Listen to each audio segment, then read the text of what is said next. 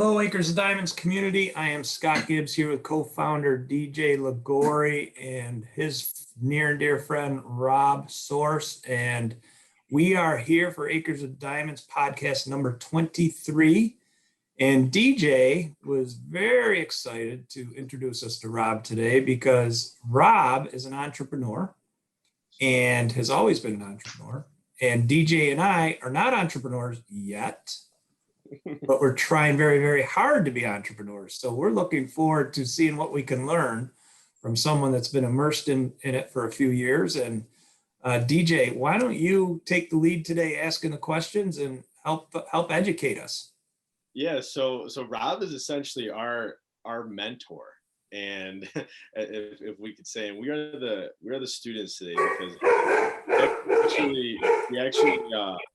we met a couple weeks ago. Rob and I did, and we just to talk about life, to kind of catch up on what each other were doing, and we talked a lot about self-development and leadership and our service to others, and then entrepreneurship got brought up. And I said this a little bit off camera, the intimidating nature that entrepreneurship brings when you start to think about it. You know, you're not getting a paycheck if you don't go out there and work and provide a value and provide a service. So when Rob started really breaking down entrepreneurship, I saw the passion, I saw the energy, and it fired me up, honestly, to say, all right, we can do this. You know, we can, if you have the passion and you have an idea and you're driven enough to make that idea into a reality, then you're an entrepreneur and you can do it. And so today I wanted to kind of pick Rob's brain a little bit on how we got into entrepreneurship. He said one line that we'll get into in a little that I thought was one of the best things I had ever heard. That was awesome. And then kind of ending with maybe some advice for future entrepreneurs. And maybe a little line that you had said, Scott. I want to also kind of get Rob's take on it too. So, Rob, we had talked before. You said that you went to UB and you were getting, what were you getting again? What was your area of study? Yeah, so I actually, before I decided to become an entrepreneur, I was studying psychology and biology at UB. Actually got my degree there. And then I was going on to grad school. So I was studying and getting my DDS, which is Doctor of Dental Surgery, and my MBA. I was in a combined degree program. When I realized I was more of an entrepreneur than a dentist at the end of the day, and decided to take the leap of faith and start a company. Whole bunch more backstory that goes into it, but in a nutshell, that's sort of what it was. Gotcha. So was it like one decision where you just were like, I need to be an entrepreneur? I'm not a dentist. Was it just kind of like a snap of a finger kind of thing? I would say that I've been an entrepreneur my whole life, ever since I was like a little boy. I know it might sound cliche, it's the classic, but when I was a young boy, I had this lemonade stand, but it wasn't your typical, lemonade, iced tea, come get it sort of thing. It was like we had a whole blown business going at the end of my driveway. You're Macintosh kid. Yeah. And then, we would do like carnival games that I would build and provide services. We do baseball cards, Yu-Gi-Oh cards, Pokemon, and like, at the end of the day, I remember walking up the driveway with like a pocket full of money. I'm like, wow, this is like, you provide a value and a good service for people. Like, you can make money doing this. So it was awesome. So I had the privilege of having a very, very young exposure to entrepreneurship. So from a very young age, I've always known I wanted to do my own thing. I just didn't really understand the medium and how I wanted to serve, right? I've always wanted to help people and impact and leave my mark on the world. That's sort of one of the reasons why I chose dentistry, is because you get to serve people, you get to help people. And I was naturally drawn to the sciences, right? My dad was an aerospace engineer. And he would always have me tinkering around with things. I had this innate sense of curiosity ever since a young boy. And, that's what drove me to go study science, right? And typically, the typical path of someone who goes for science or biology and psychology goes to medicine. And I was like, oh, this is great. Dentist, you get to own your own practice. You get to help people. I was good with my hands. I still am, right? Like, I just love working on cars, doing body work, a little paint here and there. My dad teaching me little things on the side, fixing brakes, little stuff like that. So I was like, yeah, dentistry is great. And then, so my whole undergraduate career, I'm like, get into dental school, because I know if you don't get into dental school, you can't be a dentist. So I finally got in, and I was like, oh my God, this is great, celebrate. And then I was like, okay, now what?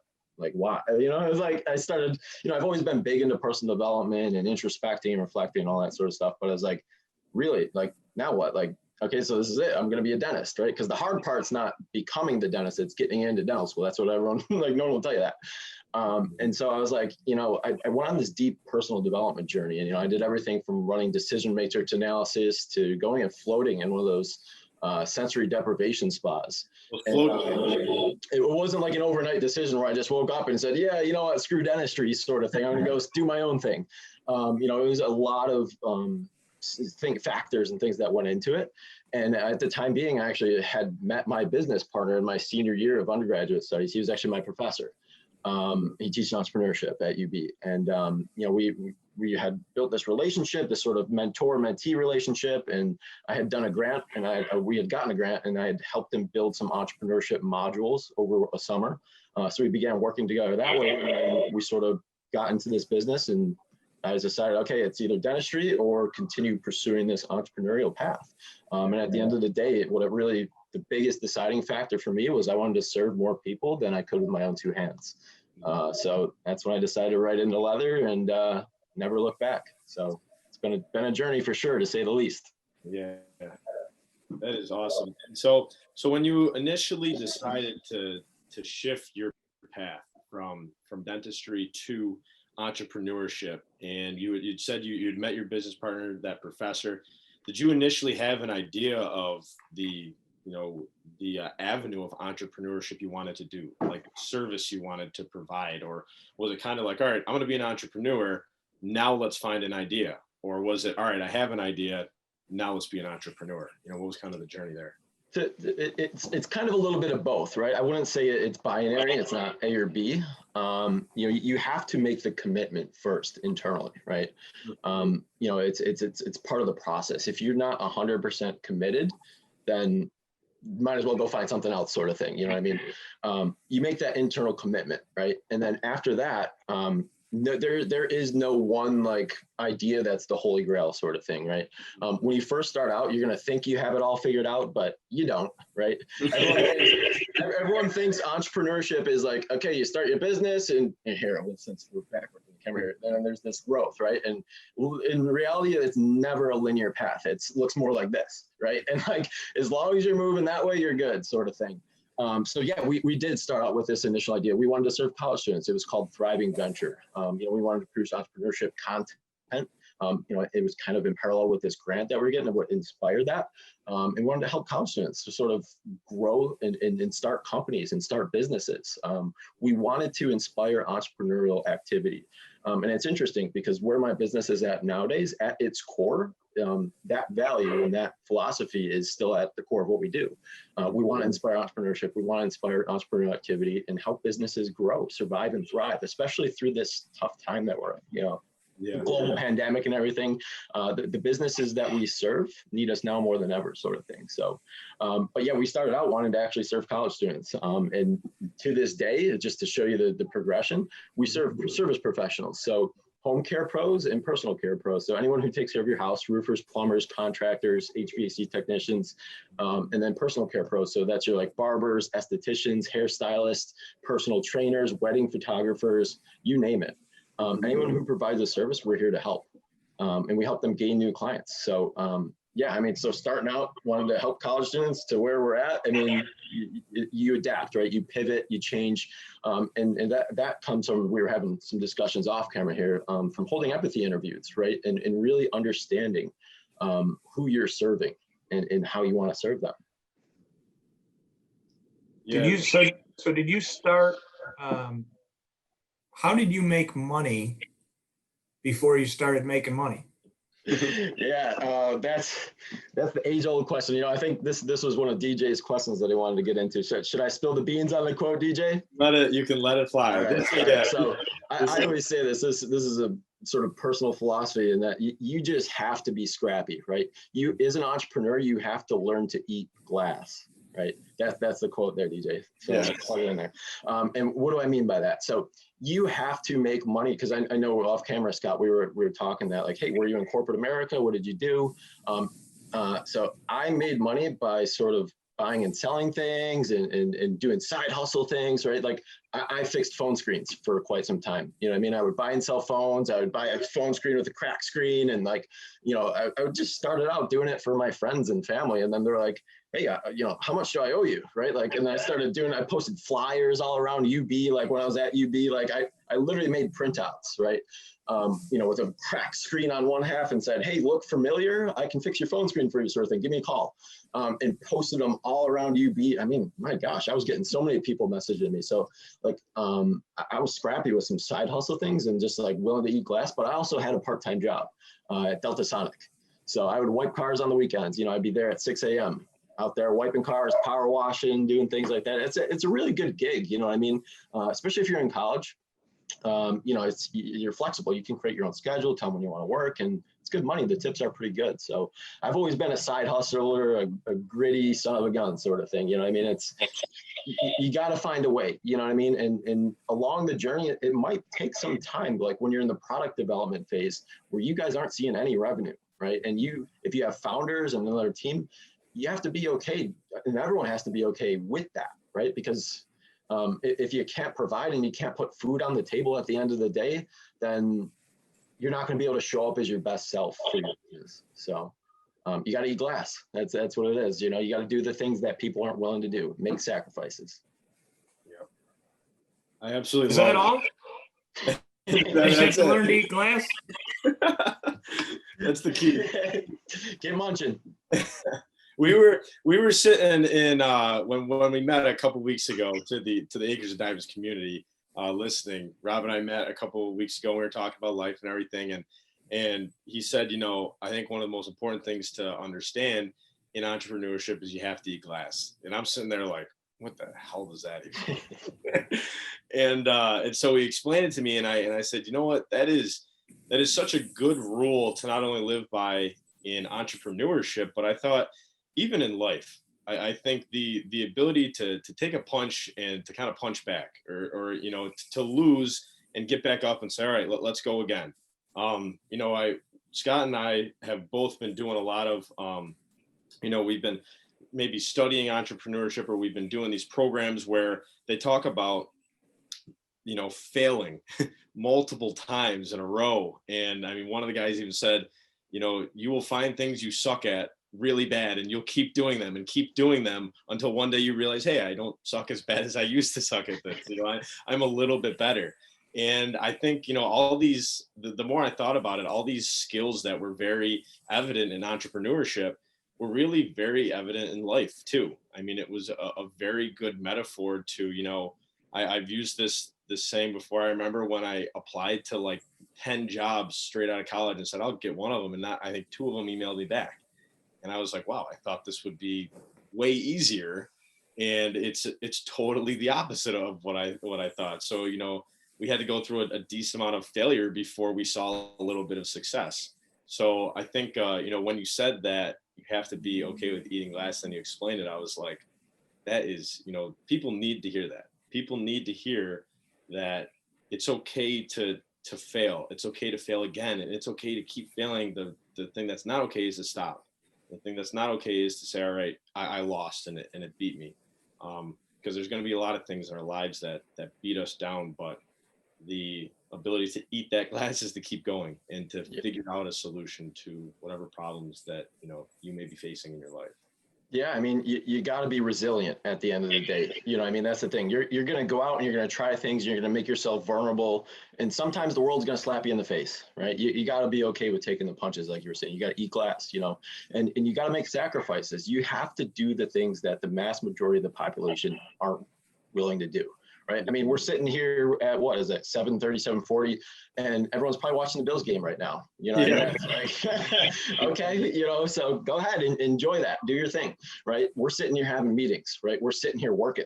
That's the difference. And it's just one little example here, but it's the work that you put in behind closed doors that really at the end of the day is going to matter. Right. Because it's just that you can't skip that, right? You have to look at what you do versus what other people do and then project the outcomes, right? So if you want, to live a life, the entrepreneurial life, and be an entrepreneur, you have to look at what successful entrepreneurs do, right? Success leaves clues. And then you can duplicate that, right? But you have to be willing to put in that work. And a lot of that work is eating glass. It's making sacrifices. It's doing the things that people don't want to do. It's against our human nature, right? People are lazy, right? If you sit your butt in a chair, you're going to want to stay sitting in the chair because it's comfortable, right? But you got to have that internal drive. And, I always say the biggest competition is yourself, right? At the end of the day. And this kind of ties into like the commission structure and all that stuff. It's like, you got to go hunt and eat and kill, and you only eat if you hunt and you kill, right? Sort of thing. So it's an internal drive that all comes down to sort of self-discipline. That's why personal development is so important. And that's actually how we teach students to become entrepreneurs. It's the process, right? You start with about a third of personal development, a third of ideation, product development, and then a third of launch and scale sort of thing. So the personal development, you can't skip that, right? Your level of success, I always like to say, will seldom surpass your level of personal development. So they go hand in hand. So Rob, I'm going to mention a name to you, and I think you should study this guy. You should study this guy, Tony Robbins. I don't think you've probably ever heard of him. Who's that? I think you just dropped like 40 different things I've heard come out of Tony Robbins' mouth. I mean, wow. And he's has voice problems, right? He's getting ready to retire pretty soon. You could fill in pretty well. Yep. Yeah, I mean, Tony Robbins was one of my very, very first touch points on my personal development path. So I'm honored that you bring him up. But yeah, there's definitely sentences, fragments in there that I use all the time as well, because I'm a huge proponent of his teaching. So I wanted you to answer this question. The income associated with entrepreneurship is limited or unlimited? It depends on your perspective, but I would say it's unlimited, right? It depends on what kind of business you get into, right? There's different types of businesses.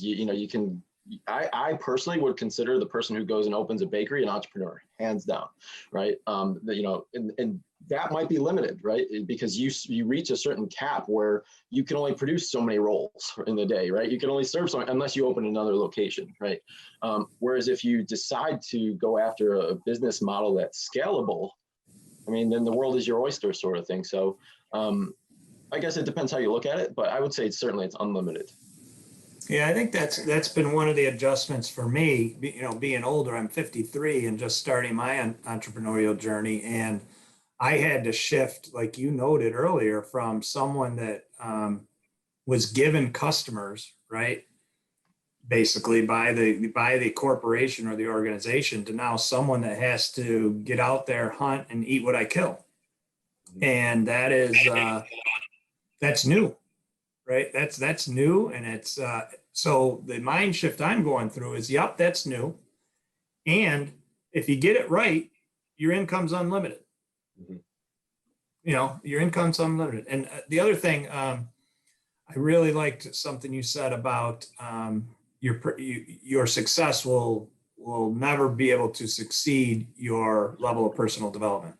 So in the coaching I do with CEOs, we talk about that, and we call it the law of the lid, right? So your organization that you lead will never exceed your level of leadership, right? So to break it down to the micro of your success in life will never exceed your learning or your self-leadership, right? Or your self-development, your personal development. And I don't think people get that, right? Right. You're not an overnight success. DJ and I have been at the Acres of Diamonds for coming up to 3 years. Yeah. 3 years, right? And people are going to say, when it actually hits that entrepreneur inflection point, the asymptotic inflection point that will happen someday, they're going to say, oh my gosh, that came out of nowhere. It didn't come out of nowhere. Yeah. Right? It came just the tip of the iceberg. Right. It came out of sitting here on October 13th at 8 p.m. and not watching the Bills game. It came with meeting Saturday mornings for 2 years. It came, meeting Sunday mornings for 2 years, right? It's doing things that other people don't want to do to get what you want. Exactly. Yeah. And that's the thing. People, like you said, people just, so for some reason can't rationalize that. You know what I mean? It's, you're literally like, the mind is such a beautiful thing. I mean, that's why I chose to study psychology. And I took it on my senior year of undergrad just because it was so interesting. People are interesting to me, right? The brain is such a cool thing when you learn it and study it. And neuroplasticity is a real thing. You know, I mean, if you tell yourself in the script and in the schema and your worldview that you have is something that's, you know, limiting and look at that. I knew he was gonna. I knew he was gonna. I knew he was hunting. He was hunting for something. I knew as soon as you said that he was getting that book. Yeah, let's go. But no, the mind is a powerful thing, right? Like whatever you tell yourself in the schema and the script that you tell yourself and repeat to yourself is like, oh, I'll never be good enough. Oh, I couldn't do that. Chances are you're not going to. You know what I mean? If you open yourself up and you know, we dive deep in our personal development teaching we do a lot of life planning, right? Write your life as this big old story that can be whatever it wants. Like dream big, think big. Like think back to when you were a child and you're like, I want to be an astronaut. I want to be a doctor. I want to be a firefighter, right? And then somewhere along the line, society says, no, you have to go to school. You have to get a job. You're going to go through a cycle. And then you just lose that creativity. Like start dreaming like you were a kid again, right? And think of your life like this great story because it can be, right? It literally can be.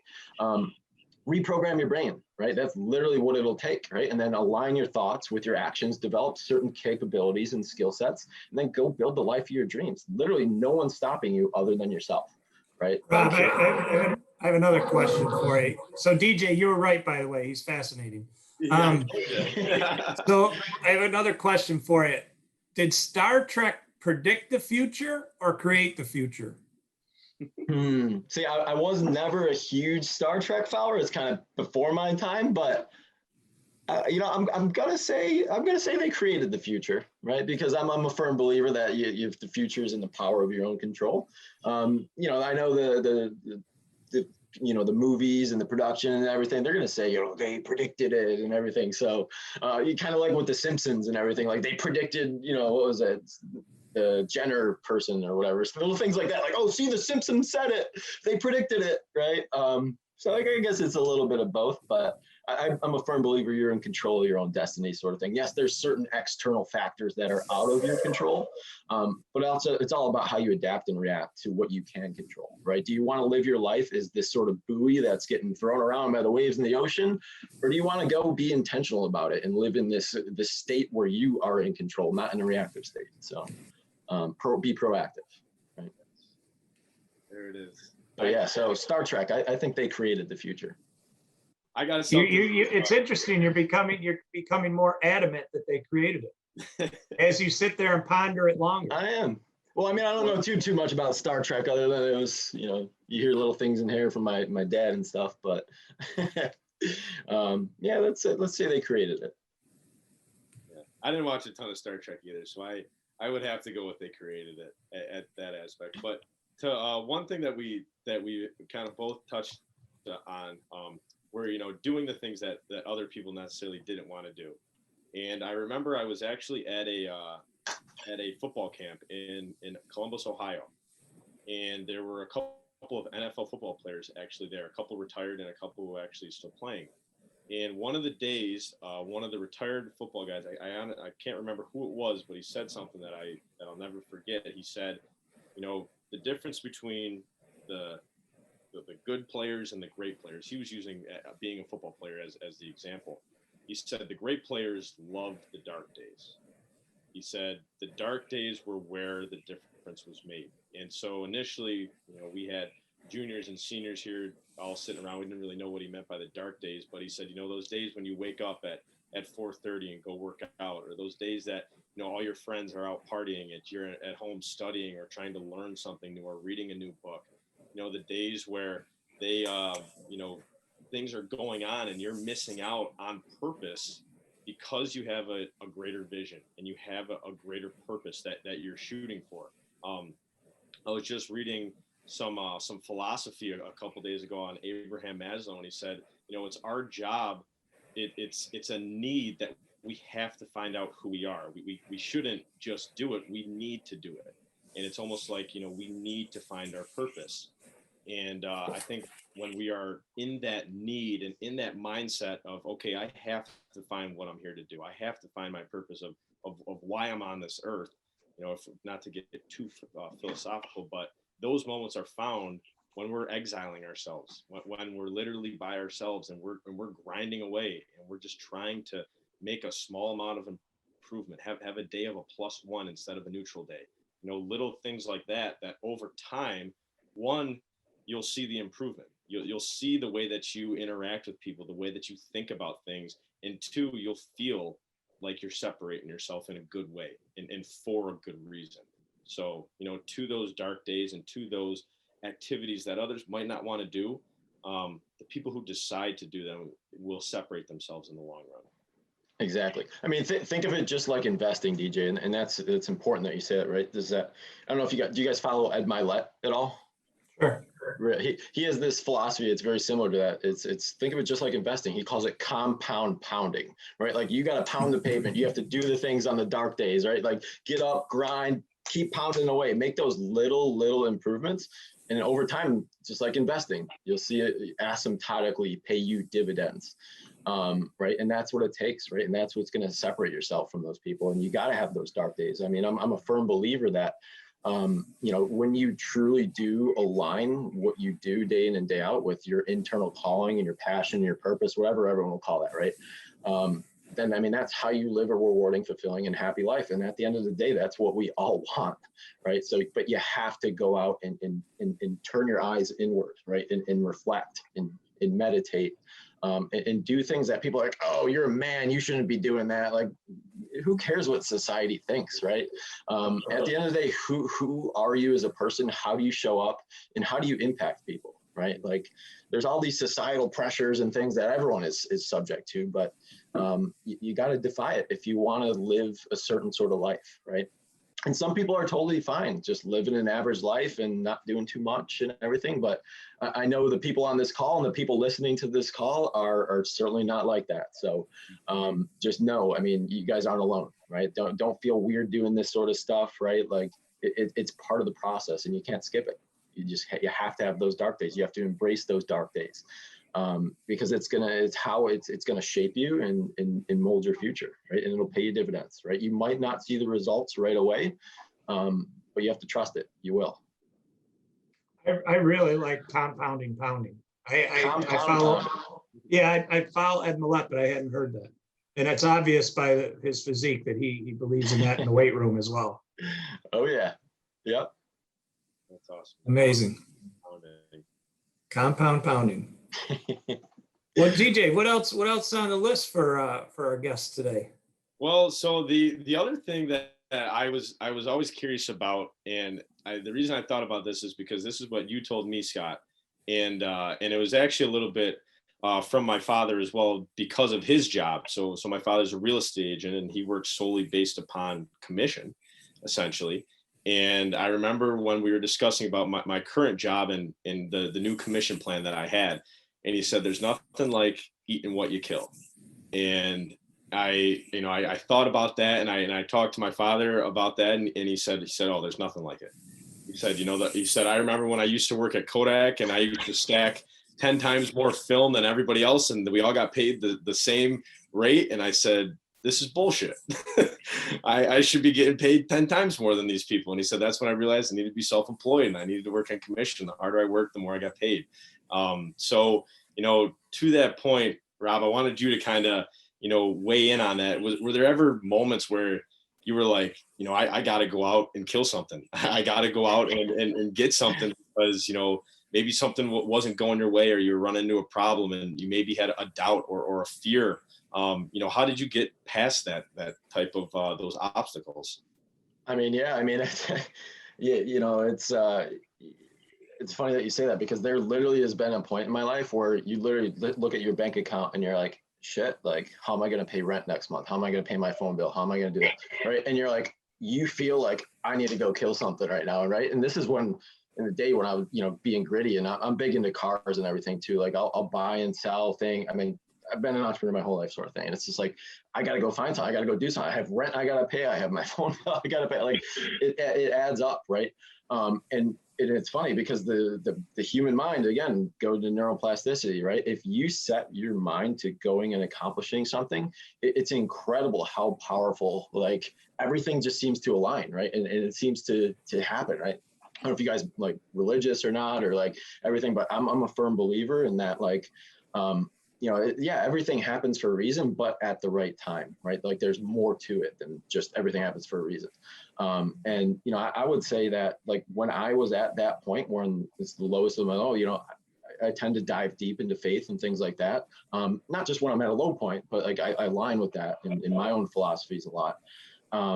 It's just like, man, what am I going to do? I need to do this, right?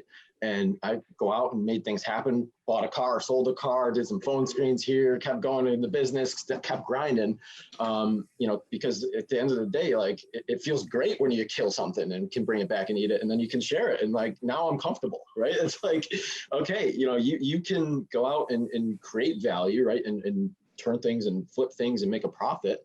And then you get to eat some of it, right? And then you get to pay your rent and you're good for the next month. And they're like, little things like that. But for me, what I found to help myself overcome that is like, you gotta get laser focused. And there's a thing in your brain that's called the reticular activating system. I think we actually talked a little bit about this when we met for coffee. Yep. Is that like when you set your mind to something and you reprogram your mind to something, like your brain like uses that to its advantage, and it'll scan the environment and like find ways to bring and manifest those sort of things into your life. Like I always give the example, it's like when you buy a new car, right? Like say it's a Honda Civic. And then like you didn't notice any Civics on the road or anything before, and then you're finally behind the wheel, you're like, this is awesome. And then you're like, oh, hey, there's a Civic. Hey, there's another Honda Civic. Like they're everywhere. Now you're thinking about it, like your mind manifested that Honda Civic and now you're seeing them everywhere, sort of thing. So, what I tend to do, and what helps me power through that, is like literally reprogram your mind. Like what's important, what's the priorities, and get laser focused on that, right? And it's amazing how like your body and mind can go and adapt and get things done that way. So use the power of your mind to your advantage, guys, right? We all have it. We're all at an equal playing field. It's just a matter of how you condition it. It's like a muscle. You got to work it out. So, but yeah, I mean, it feels great when you go and hunt something and kill it, and you get to eat it, and then you can share it, right? Like, you share your blessings with the people around you, and you can impact lives. And it's like, yeah, oh my God, wanting to go hunt and kill and like kill a lot and make a lot of money is completely fine, right? It's not like, oh, you want to make a lot of money, that's bad, right? Like, right? No, it's the people that'll just like diss you for that are the people who have no money, right? Like go out and earn a shit ton of money and then like go do great things with it, right? Money is simply a resource. It's a piece of paper, right? It's what you do with it, right? And so I like to say money is the root of all evil. It's not. The people are the root of the evil, not the money. Right? You can be great with your money. Like if you want to donate to a charity, if you want to build a certain program, go do that. But that takes money. So go out and kill. Go kill. It's like the science of getting rich. It is exactly like the science of getting rich with Paul Martinelli and Roddy Galbraith. They constantly said, get rich first. He said, it's not a problem to have a lot of money. It's a problem depending upon what you do with your money, like you said. But if you have a lot of money, all these things that we want to do, we want to help people with charities. We want to help people think better. We want to create group programs, create the Acres of Diamonds complex, a mental and physical mecca of improvement. That requires money. People aren't just going to say, yeah, we'll do it for free. No, people are going to work for incentives. So, I love the thing that they kept saying, it's not bad to be rich and get rich first. And it was kind of, it was all these positive things around wealth, which I personally had never necessarily thought of before. And even to this day, I still, slip back into, all right, is having all this money, is it a good thing? I personally now, because of that course and getting rich and talking today and talking to more people who have a lot of money, it's completely okay. And it's okay because of the things that they do with it. And I that's what I want to do. That's what I want to strive for. I want to have those opportunities and those resources to impact millions of people, which requires money. So yeah, I love the saying that money's a great magnifier, right? If you're a man of good character, a woman of good character, and you have a lot of money, you're going to do great things with it. Like Tom Bilyeu, I think it was Tom Bilyeu, says, look, make it, or no, maybe it's Paul Martinelli, whatever. I mean, the philosophy is the same, right? Make a decision to have a lot of money and you will get a lot of money. And then once you get a lot of money, turn around and keep it flowing, right? Give it to a lot of people. Poor people in general can't help other poor people, right? If we want to help the income equality that is becoming more and more prevalent in America, it's going to take money to educate the people that don't know how to make money to make money. Exactly. I mean, that's a fact, right? That's just a fact. Like the number of people that don't understand compounding interest in this world is frightening. It's mind-boggling, right? Like mind-boggling. At the VP debate, right? Like they had to explain what debt was. It's like thank you for explaining what debt is, but like it just goes to show the amount of people who are just uneducated, right? Yeah, like they think, oh, I can pay the minimum credit card balance, and like they have no idea what that's gonna like how it's gonna impact them. Yeah, I mean it's a life sentence, right? I mean, paying a minimum credit card balance is a life sentence of debt. Yep. Period. Yep. I mean, and there's not people that are educating people to be lenders instead of borrowers. Exactly. Right? I mean, The Richest Man in Babylon, everybody should read the book, The Richest Man in Babylon. It's a quick, easy read. Everybody should read it. 100%. Explains finances in the most simplest terms in a fable. It's just beautiful. And nobody's read it. But, yeah. I had the blessing in my community college days of taking personal money management as an elective. And it's just like, oh my God, everyone should have that course. Why don't they make that on the pathways or whatever, the core path? Like they don't. Yeah. Like, why not? Like it's amazing. It's like how, but if you make a lot of money, you can do things like that. You can start a program to go educate people and give back to charities and do whatever you want. But it's just like you said, it magnifies who you are as a person, right? So it could be good it could be bad, right? It's not the money that's the issue; it's the person at the end of the day. Exactly. So DJ, how are you going to wrap us up today? Well, I think we covered a lot of good stuff today. That exceeded expectations. That was exactly what I think we could have done and more. So I say, Rob, if you were to say to young entrepreneurs out there, even to Scott and me, I mean, you could say we're young entrepreneurs as well. What would be probably one of the best pieces of advice that you could give to individuals who want to go hunt and kill and who want to eat? Absolutely. I'm gonna take this because I love the philosophy from one of my good friends, Pete Cimino. Do you guys know Lloyd's Taco Truck at all? They're big in Buffalo. They were the very first food truck. They built the whole sort of food truck culture sort of thing. I'm sure it's in Rochester too. He says this and it resonates really, really well with me. Is that like, if you want to be an entrepreneur, if you are inspired by entrepreneurship and want to do that, you need to just sort of block everyone out. Don't care what anyone else thinks about you guys and just go for it. You know what I mean? Be all in, be 100% committed, because at the end of the day, you're not doing it for anyone else, right? You're doing it if you want to impact your family and build this life, but like, you're not trying to impress anyone else by doing it, right? And if you are, then you're not in the right profession sort of thing.